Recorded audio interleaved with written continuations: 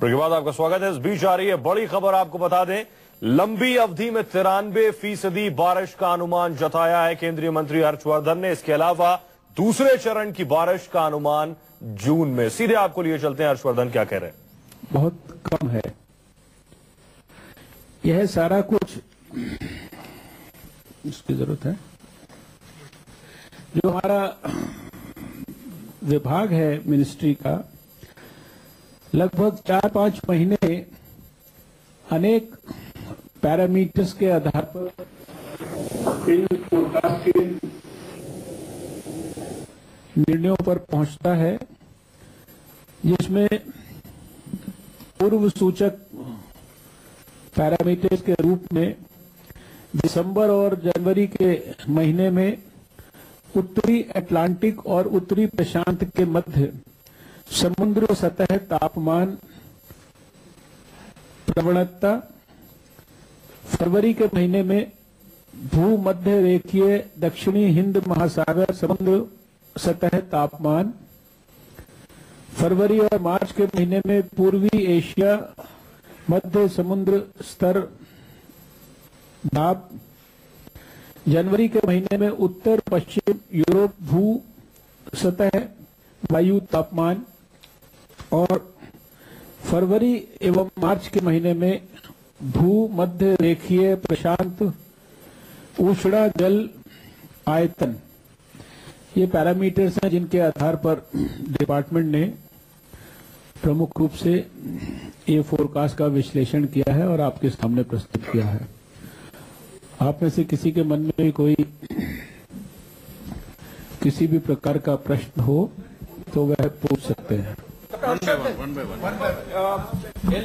Harshvardhan, Prashant here. Yeah. Sir, so monsoon will be below normal this year. Which is what जो forecast है, जो मैंने अभी आपको बताया, जिन पैरामीटर्स के Prashant here. Yeah. Sir, so monsoon will be below normal this year. Which is what जो forecast है, जो मैंने अभी आपको बताया, जिन पैरामीटर्स के आधार पर कैलकुलेशंस की जाती हैं, वो आपके सामने बहुत ही स्पष्ट रूप से पूरी पारदर्शिता के साथ रखा गया है। ये फोरकास्ट है और ये वैज्ञानिक जो भी आज की तारीख तक पद्धतियां निर्माण हुई हैं वैज्ञानिक दृष्टि से इसका विश्लेषण करने की, उसके आधार पर है। मॉनसून कितना होगा समय पर, ये तो मैं नहीं बता सकता, ये तो प्रभु ही बता सकते हैं। लेकिन sir technically it is below normal, right sir? Technically तो हमने कहा ही कि ये कम है। 93% ऑफ द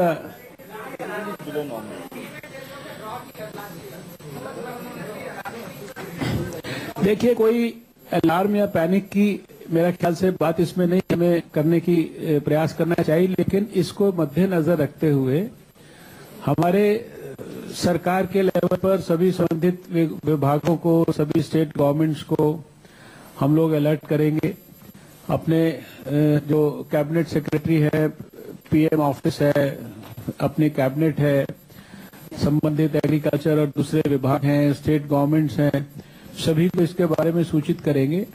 और अगर मान लीजिए किसी भी कारण से कमी रहती है, उसमें कई बार बहुत सारे फैक्टर्स होते हैं। अगर उसका जो 93% का डिस्ट्रीब्यूशन अगर ठीक होता है तो कई बार उसके कारण फसल वगैरह पे कोई नुकसान नहीं होता है। लेकिन ये सब चीजों को मद्देनजर रखते हुए जो भी आगे भविष्य के लिए प्रोएक्टिवली तैयारी करनी, सबको आगाह करना, उसके हिसाब से सबके मन में प्रिपरेशन रहे, ये इसका पर्पस होता है। और doctor for the second time in a year,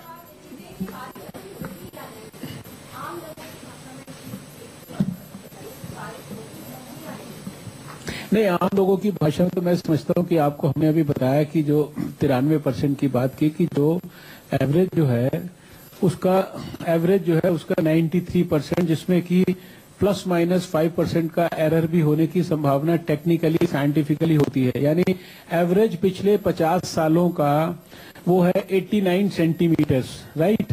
इस 89 सेंटीमीटर्स के एवरेज का 93% होने की इस बार संभावना है। और उसमें भी अगर जब हम ±5% के एरर को ऐड करते हैं तो उसको आप ऐसे कह सकते हैं कि 88 सेंटीमीटर से लेकर और 88 से 98% के बीच में 88 to 98% of 89 centimetre which is average of last 50 years is likely. अब ये 98 भी हो सकता है, ये 88 भी हो सकता है। Doctor Nayak, doctor Rathore, sir, last year Northwest India got less rainfall. This year, which regions are going to get less rainfall as compared to last year? Yes, we can. He is the best man to answer, I know. 93% is all India figure. As on date, we are not giving any special distribution as of now. And we are going to talk about that in our June forecast for 4 homogeneous zones. And what date do we expect the monsoon to hit? As far as onset is concerned, we will issue that forecast on 15th of May.